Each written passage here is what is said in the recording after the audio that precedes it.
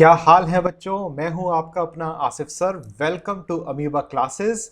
आज बच्चे हम शुरू करने वाले हैं प्लांट फिजियोलॉजी। तो आज का जो लेक्चर होगा वो बेसिक इंट्रो होगा प्लांट फिजियोलॉजी के बारे में। तो चलिए पढ़ाई शुरू करते हैं।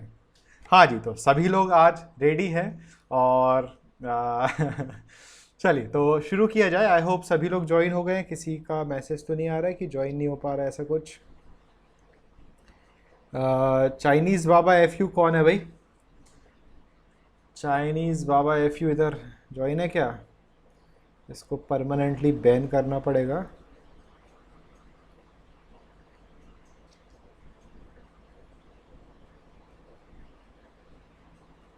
यहाँ पे क्या दिक्कत है भाई?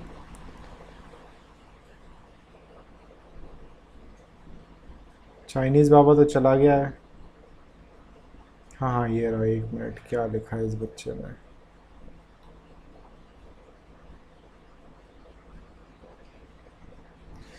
चलो, जो भी चाइनीज़ बाबा है बच्चे, try to mind your language please. नहीं तो फिर हमें हमारे लिए ज़्यादा टाइम नहीं लगेगा तुम लोग को सीधा करने में।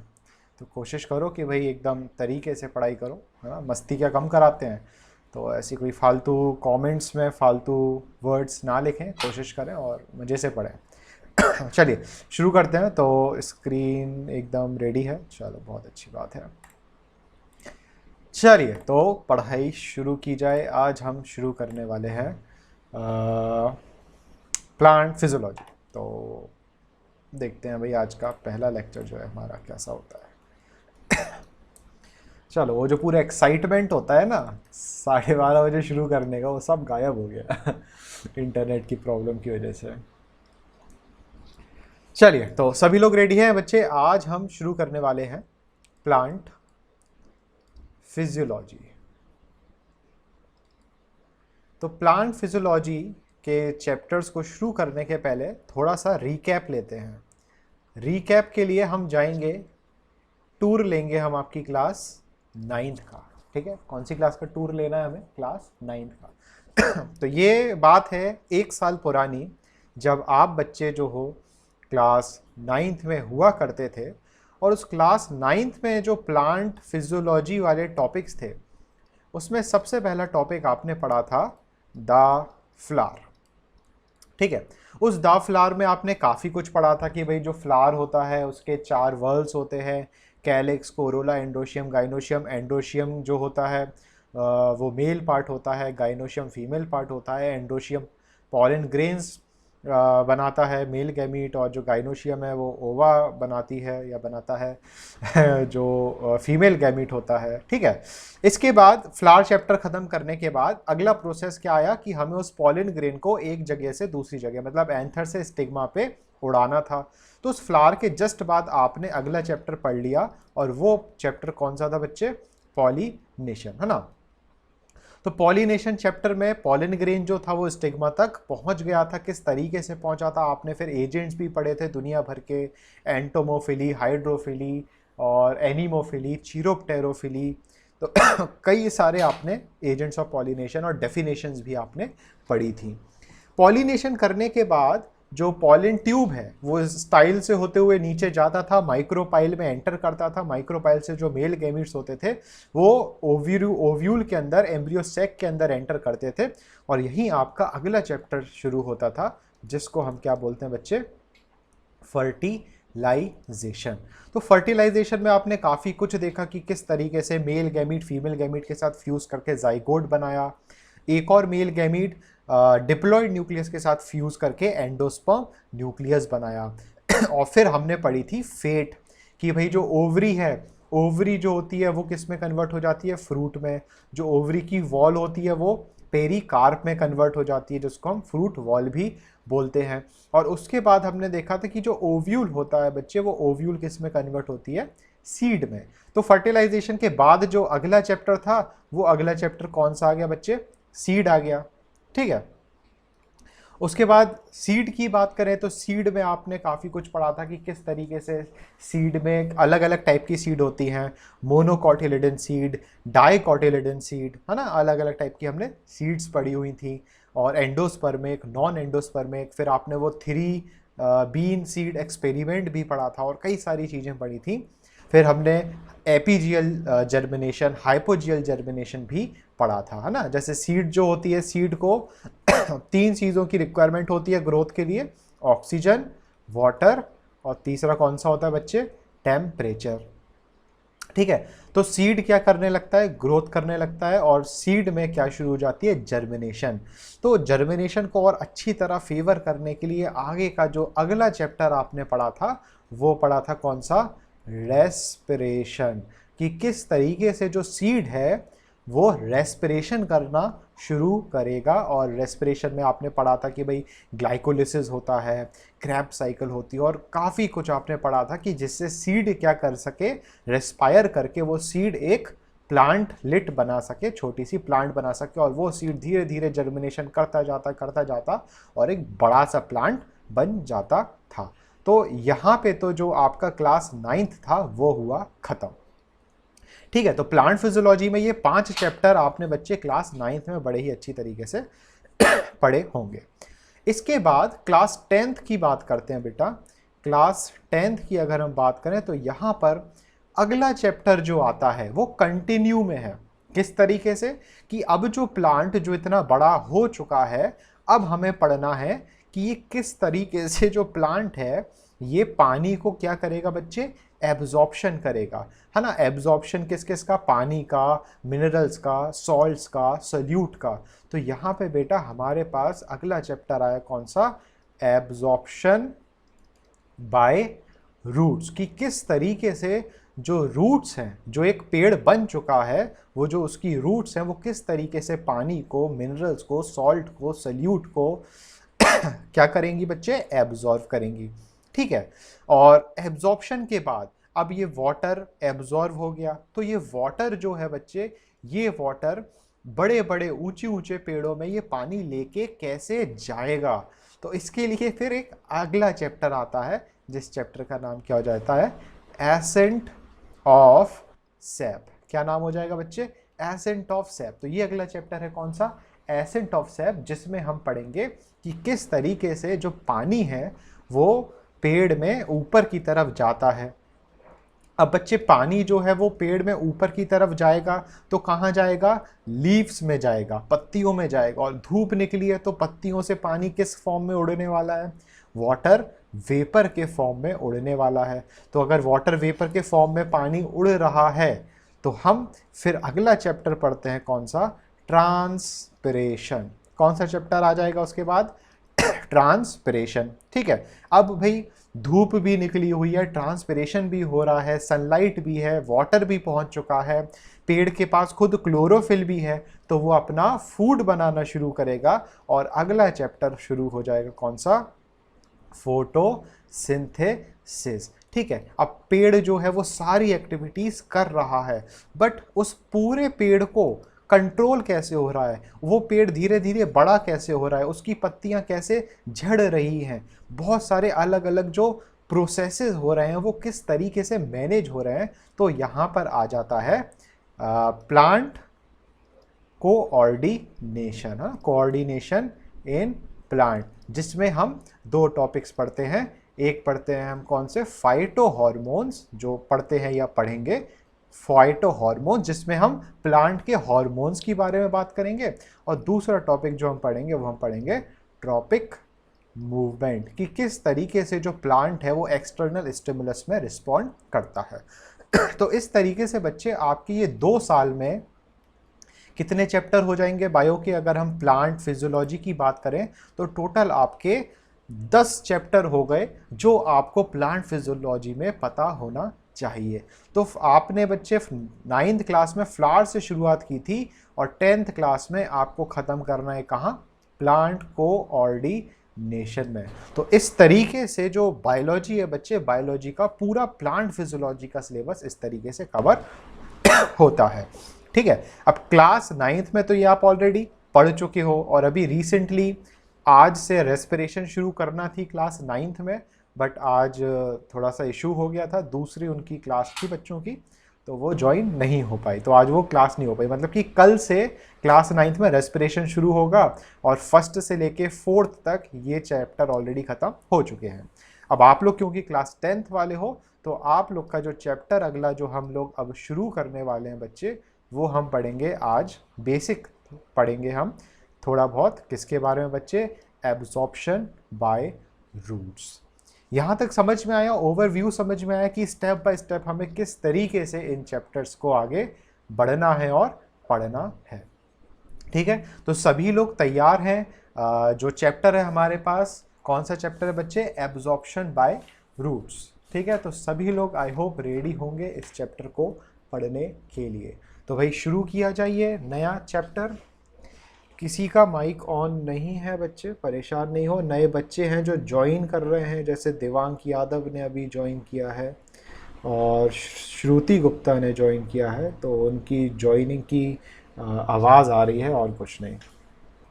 ठीक है, चलिए। ह्यूलेट पैकार्ड, बेटा जाओ तुम लैपटॉप बेचो, कहाँ आ गए तुम इस लाइन में।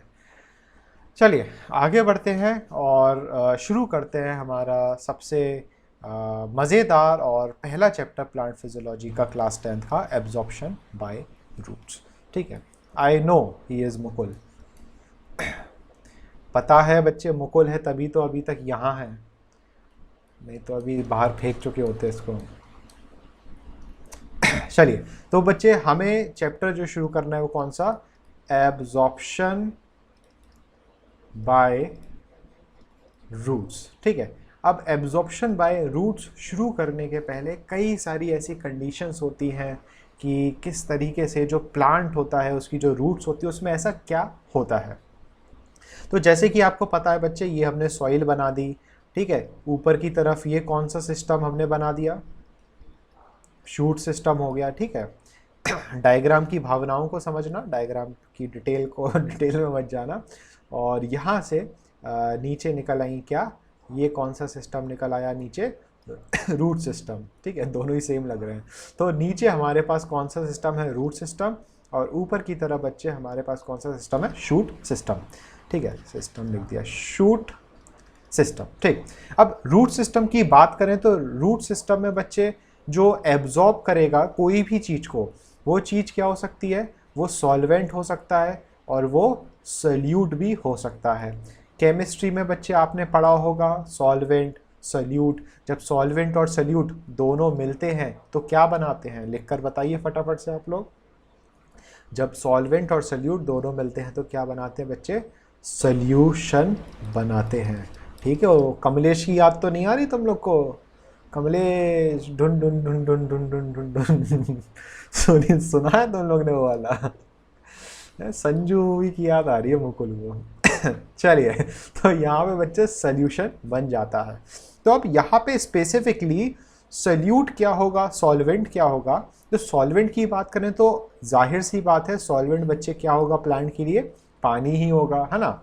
और उसके बाद सल्यूट की बात करें तो सल्यूट में बच्चे होंगे क्या? मिनरल्स।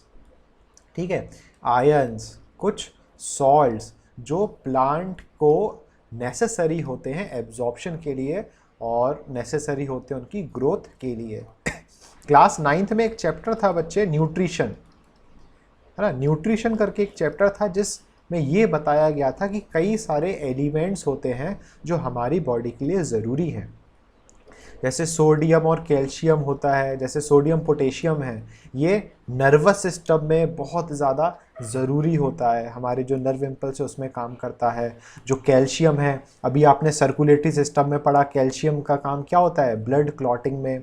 प्लांट की बात करें तो जो मैग्नीशियम है, मैग्नीशियम की वजह से क्लोरोफिल बनता है।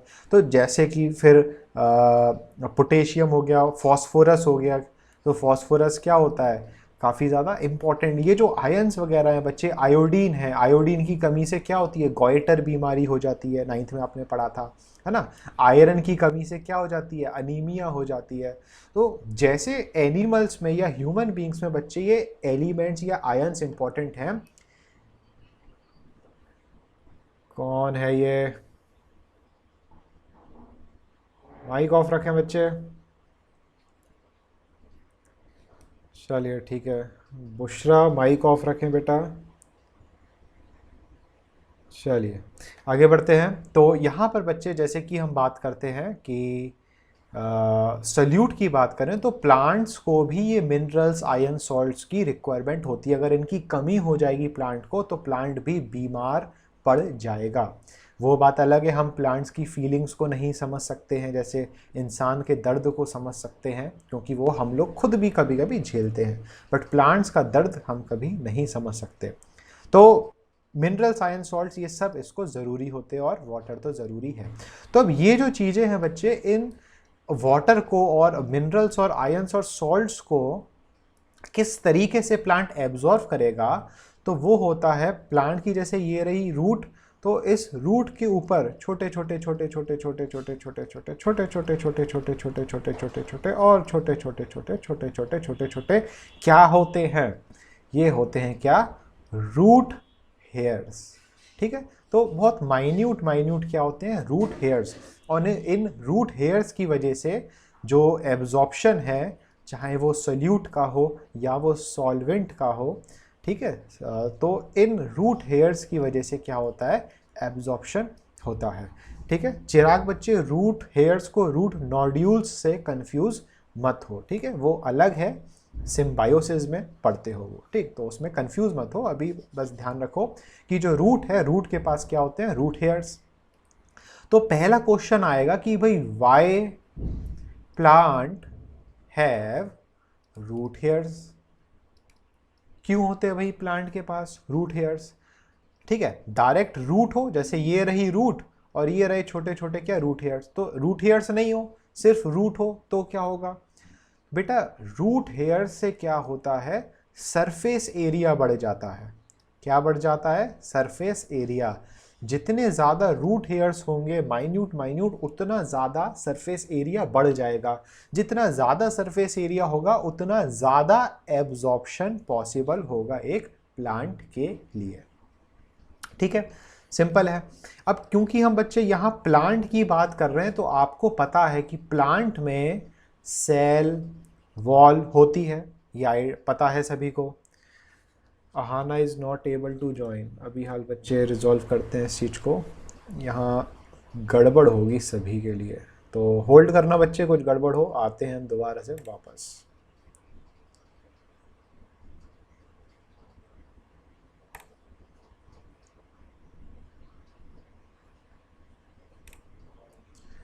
चलो अहाना से बोलना बेटा दोबारा से ट्राई करे वो, तो ज्वाइन कर लेगी वो।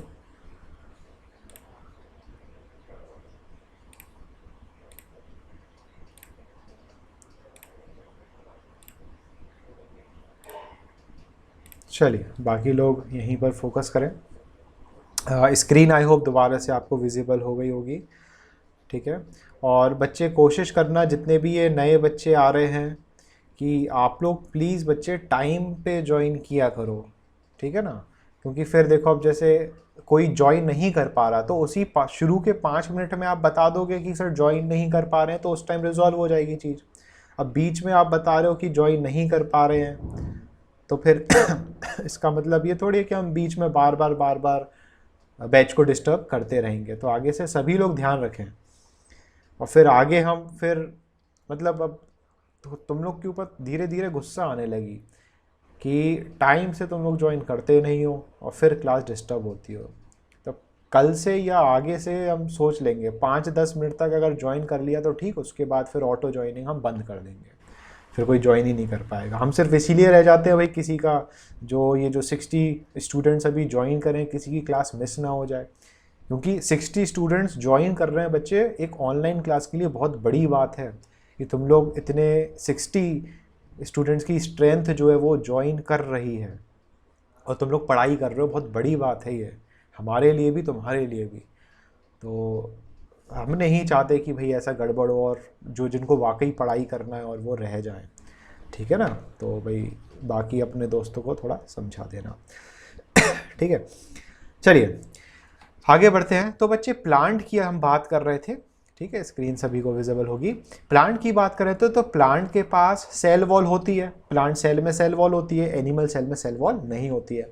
और प्लांट के पास बच्चे सेल मेम्ब्रेन भी होती है ना। ये आपको पता ही है कि प्लांट के पास सेल वॉल भी है और सेल मेम्ब्रेन भी है। थोड़ा सा क्लास 9th का थोड़ा सा यहाँ पे आपको बताते हैं।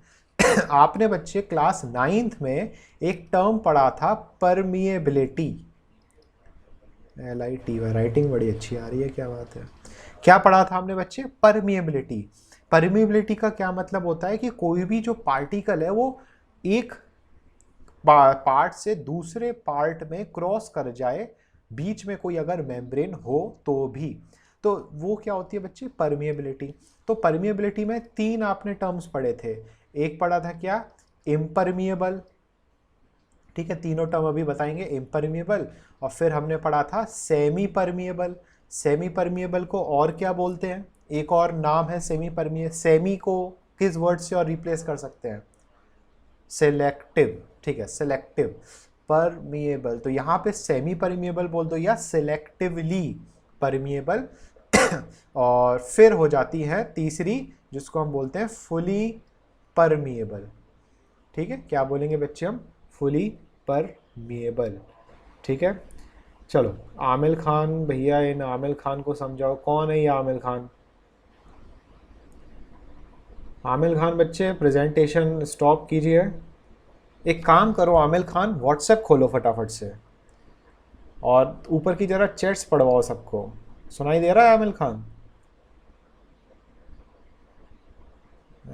आमिल खान पूरी कोशिश कर रहा है समझने की, अपनी स्क्रीन पे दिखाने की कि चल क्या रहा है। गजब गजब बच्चे हैं भाई। चलिए वापस आते हैं। जिनको आई गेस की स्क्रीन शायद गायब हो गई होगी प्रेजेंटेशन वाली, तो प्रेजेंटेशन वाली स्क्रीन को पिन कर देना बच्चे, तो आपको स्क्रीन दिख जाएगी। ठीक है, चलो आप हमारी प्रेजेंटेशन को पिन कर दो सभी लोग, तो आमिल खान की स्क्रीन दिखना फिर बंद हो जाएगी। हाँ,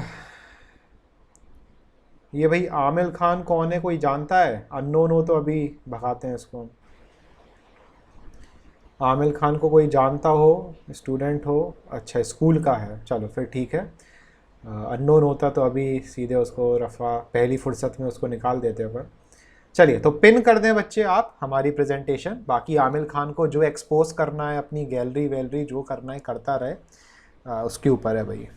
ठीक है। चलिए आगे बढ़ते हैं। तो आई होप सभी को अपनी जो अमीबा वाली स्क्रीन है परमिएबिलिटी वाली वो दिखाई दे रही होगी। चलिए आगे बढ़ते हैं। 5 मिनट और, ज़्यादा देर और नहीं ना, 1:13 तो हो ही गया है। हाँ, ब्राउजिंग हिस्ट्री देखना पड़ेगी आमिल खान की, सही बात है। इनकॉग्निटा का भरपूर उपयोग करता होगा ये। परमिएबिलिटी की बात करें बच्चे, 3 होते हैं क्या? इम्परमिएबल, सेमी परमिएबल और फुली परमिएबल। इम्परमिएबल मेम्ब्रेन वो मेम्ब्रेन होती है जो कोई भी पार्टिकल को, कोई भी सब्सटेंस को अपने थ्रू पास नहीं होने दे। सपोज ये हमने क्या बनाई? मेम्ब्रेन। ये हो गया क्या? पार्टिकल। तो ये पार्टिकल इस मेम्ब्रेन को क्रॉस नहीं कर पा रहे, तो ये क्या हो गए बच्चे? इम्परमिएबल पार्टिकल्स हो गए। अब मान लीजिए ये सेम पार्टिकल्स हैं और यहाँ पे कुछ दूसरे पार्टिकल्स भी हैं। अब हुआ क्या कि जो रेड वाले पार्टिकल्स हैं वो तो क्रॉस कर गए, बट जो ग्रीन वाले पार्टिकल्स हैं वो ग्रीन वाले पार्टिकल्स क्रॉस नहीं कर पाए। That means semi permeable membrane is only allowing selective particle to pass through. और फिर तीसरी आती है क्या? फुली परमिएबल, कि भाई कोई से भी पार्टिकल्स हो, चाहे ग्रीन वाले पार्टिकल्स चाहे रेड वाले पार्टिकल्स, सारे ही पार्टिकल्स जो हैं वो क्रॉस थ्रू कर सकते हैं, पास थ्रू कर सकते हैं, तो वो हो जाएगा क्या? Semi fully permeable membrane. तो बच्चों आप लोग बताओ हमें फटाफट से कि सेल वॉल और सेल मेम्ब्रेन ये किस टाइप की मेम्ब्रेन्स होती हैं? फटाफट से बताएं भाई, सेल वॉल और सेल मेम्ब्रेन किस टाइप की मेम्ब्रेन्स होती हैं? ध्यान नहीं है तुम लोग का? हाँ जी, जो सेल वॉल होती है वो फुली परमिएबल, क्या लिख रहे हो? सेल वॉल फुली परमिएबल है, ठीक है। और सेल मेम्ब्रेन कैसी होती है? तो सेल वॉल जो है वो क्या है? Fully permeable. और जो सेल मेम्ब्रेन है, सेल मेम्ब्रेन होती है बच्चे कैसी? Semi permeable. ठीक है। अब यहाँ ध्यान से समझना, आपकी जो बुक है या यहाँ पे ध्यान से समझो कि जैसे कि ये हमने एक डायग्राम बनाया इस तरीके से रूट हेयर का, ये हो गई रूट, और ये हमने जूम करके डायग्राम दिखाया कि इसका रूट हेयर का। तो बच्चे इसके ऊपर सेल वॉल भी होगी, ठीक है, और फिर ये रेड वाली सेल मेम्ब्रेन तो हो ही गई है। तो जो वाटर है या जो मिनरल्स हैं या जो सॉल्ट्स हैं वो सब क्या करेंगे, सेल वॉल से तो कोई दिक्कत आएगी नहीं, सेल मेम्ब्रेन है तो सेल मेम्ब्रेन के थ्रू ये जो वाटर है वो पास थ्रू कर जाएगा, और ये जो मिनरल्स हैं अलग अलग, वो भी अलग अलग कंडीशन के बेसिस पे क्या करेंगे बच्चे, पास थ्रू करेंगे, जो कि हम आगे समझने वाले हैं। पानी पी लेते हैं थोड़ा सा।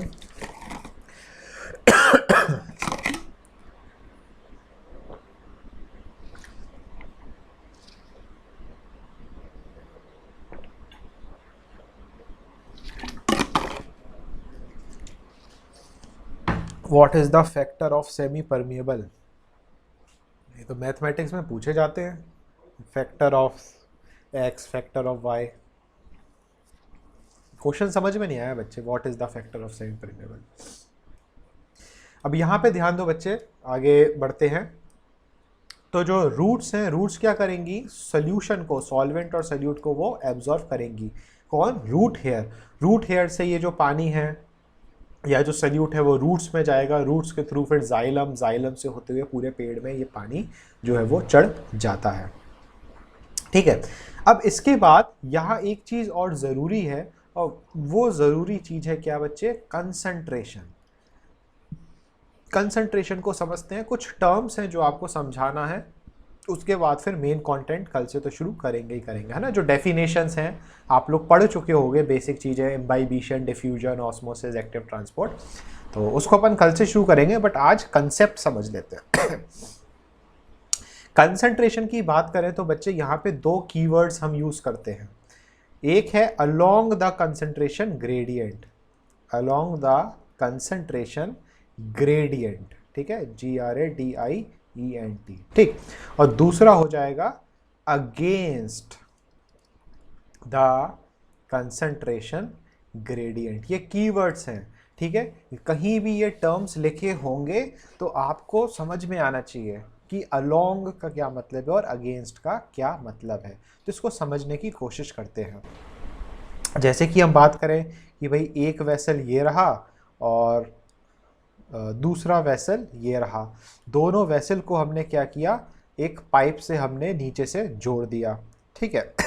अब इस वाले पाइप को अभी हमने यहाँ पे बंद करके रखा है और इसमें हमने पूरा क्या भर दिया, पानी भर दिया, ठीक है। समझते जाना कि इस वाले बीकर में, इस वाले वेसल में हमने पानी भर के रख दिया। तो इस वाले बीकर में अभी क्या है, वाटर, और इस वाले बीकर में क्या है, खाली है, मतलब कि हवा है एक तरीके से, बट एक्सपेरिमेंट है तो अपन यहाँ पे एम्प्टी बात करेंगे, ठीक।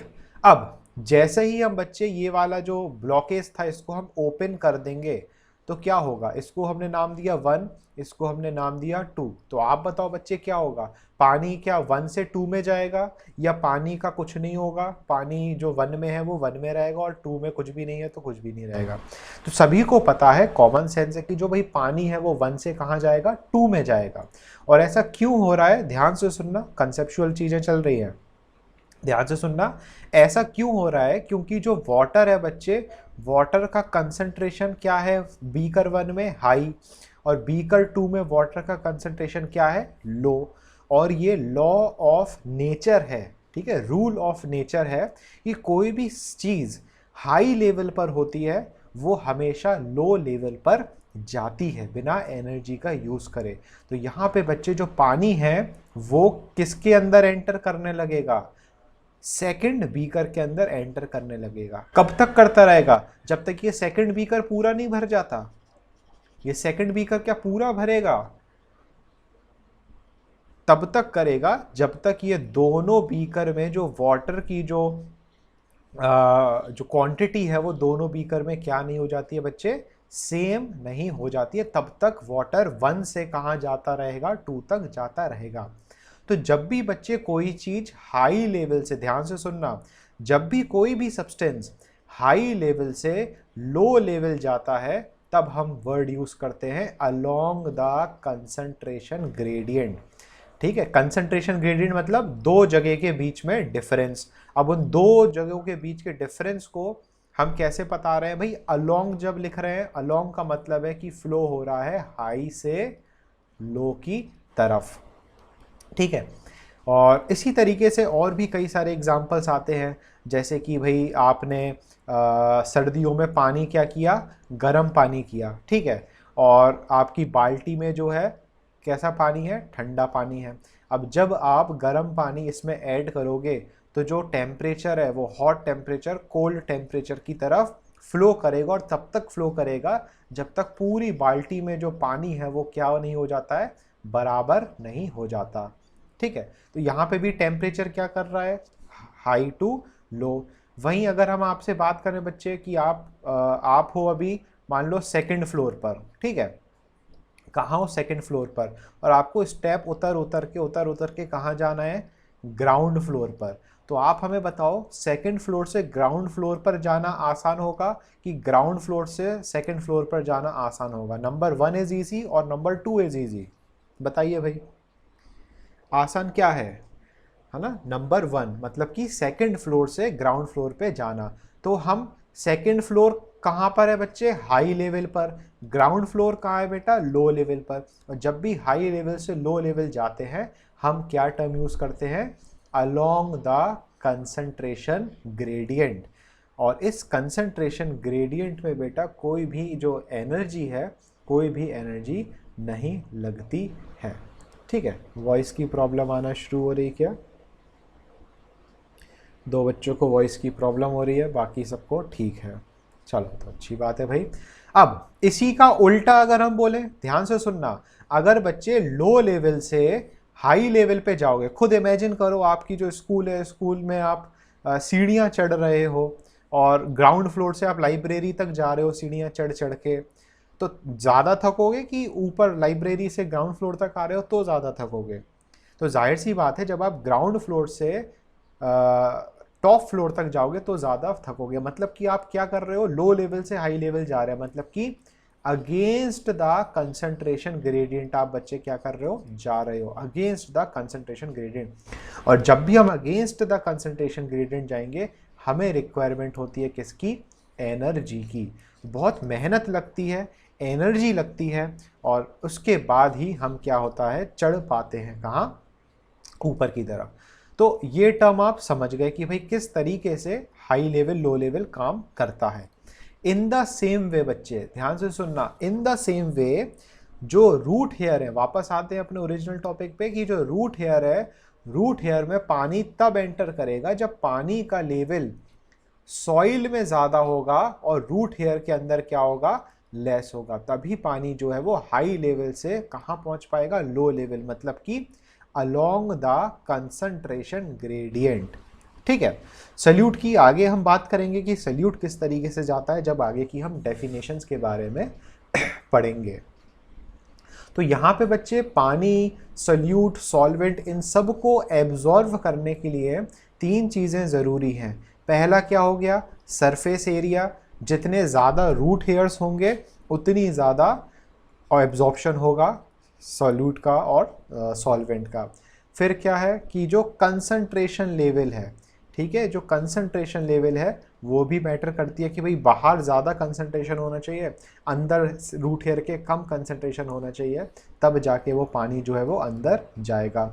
और तीसरा पॉइंट हमारे पास एक आता है कि जो रूट हेयर होते हैं उनकी जो वॉल है, जो रूट हेयर होते हैं बच्चे, रूट हेयर, उनकी जो वॉल है वो कैसी होनी चाहिए? थिन होना चाहिए, क्योंकि अगर ये बहुत ज़्यादा थिक होगी तो एब्जॉर्प्शन में भी प्रॉब्लम आ सकती है। इसलिए रूट हेयर की जो वॉल्स होती हैं वो थिन होती हैं ताकि ईजिली एब्जॉर्प्शन हो सके, ठीक है। तो ये तो था बच्चे बेसिक। अब समझो कि कल हम क्या पढ़ने वाले हैं। अब इसी से रिलेटेड हमें पढ़ने हैं 5 टॉपिक, 1 2 3 4 5, 5 टॉपिक, और इन 5 टॉपिक में हमें पढ़ने हैं कुछ एक्सपेरिमेंट्स, और बड़ी ही आसानी से ये चैप्टर हो जाएगा ख़त्म। तो कल जो हम पढ़ेंगे बच्चे, कल हम शुरू करेंगे इम्बाइबिशन से, इम्बाइबिशन या इम्बिबिशन, स्पेलिंग गलत हो गई, इम्बिबिशन, ठीक है।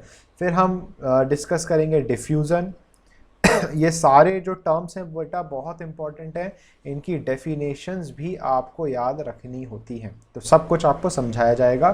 फिर ऑस्मोसिस आता है, ऑस्मोसिस के बाद फिर हमारे पास आता है क्या, एक्टिव ट्रांसपोर्ट, और एक्टिव ट्रांसपोर्ट के बाद कुछ सिंपल से टर्म्स हैं, टर्जिड और फ्लैसिड, ठीक है, टर्जिड, फ्लैसिड, प्लाज्मोलिसिस और डी प्लाज्मोलिसिस, ऐसे करके कुछ टर्म्स हैं, तो ये हम धीरे धीरे समझेंगे, ठीक है। जिसमें से ऑस्मोसिस जो टॉपिक है बच्चे, ऑस्मोसिस सबसे ज़्यादा इम्पॉर्टेंट है, और ये ऑस्मोसिस बाकी के जो टॉपिक्स है इनको भी अपने आप कवर करेगा, ठीक है।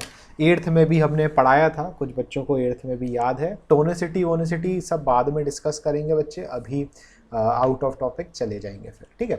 तो आज के लिए इतना काफ़ी है, और आई होप कि ये आपको जो आज का हमने जो बेसिक पढ़ा है, सिंपल सी चीज़ें जो आज हमने पढ़ी हैं, आई होप ये चीज़ें आपको क्लियर होंगी, ठीक है बच्चे। तो कल मुलाकात करेंगे अपन सेम टाइम, और आज इंटरनेट की वजह से ज़्यादा अपन नहीं पढ़ पाए, बट कोई बात नहीं, ये प्रॉब्लम आती रहेंगी इंटरनेट वाली आगे फ्यूचर में भी, तो चल रहा है काम, धीरे धीरे पढ़ाई चल रही है, क्या कर सकते हैं, ठीक है। तो जा सकते हैं सब लोग टेरेस पे, भाग जो है। चलो एक बार यूट्यूब के लिए हम फटाफट से आगे ख़त्म कर देते हैं। तो अगर ये वीडियो आप यूट्यूब पर देख रहे हैं और प्लांट फिजियोलॉजी आपने आज शुरू की है, तो आई होप आपको बेसिक चीज़ें समझ में आई होंगी। अगर आपको ये वीडियो पसंद आया तो अमीबा क्लासेस के यूट्यूब चैनल को सब्सक्राइब ज़रूर करें, इस वीडियो को लाइक ज़रूर करें, और देखते रहें अमीबा क्लासेस आपके अपने आसिफ सर के साथ। तो चलिए फिर से मुलाकात करते हैं, बाय बाय।